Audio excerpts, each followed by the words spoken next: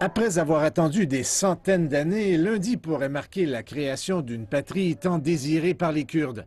Pour Farida, qui a 90 ans, c'était une journée qu'elle ne pensait jamais voir. Elle a vécu à Arbil toute sa vie, elle a pu voter pour un pays indépendant, un pays que toute la planète pourrait voir. C'est la première fois que vous venez ici. Regardez à quel point cet endroit est magnifique.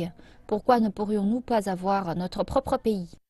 Et son fils n'avait pas peur des menaces de ses voisins, à savoir que l'indépendance conduirait à l'isolement.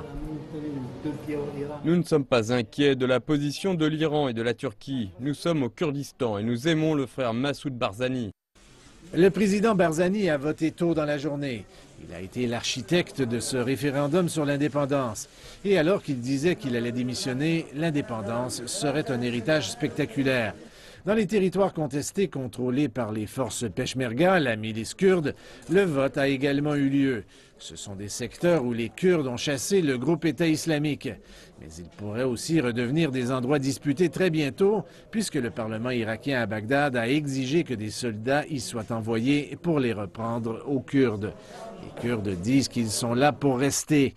Au sommet d'une montagne, Sirwan Barzani, le neveu du président et membre de haut rang du KPD, le parti au pouvoir, a réitéré sa position. Il soutient que l'union avec Bagdad n'apporte que des menaces et de l'instabilité. Donc maintenant, nous allons passer par un véritable processus démocratique, le référendum. Pourquoi personne ne soutient ce processus? C'est la grande question. Et une autre question à laquelle personne ne peut répondre, à qui profite cette union avec l'Irak? De retour à Erbil, les électeurs continuent de voter avant que les bureaux de scrutin ne ferment. Pour l'essentiel, ce processus démocratique semble avoir très bien fonctionné et tout le monde a eu la chance de voter.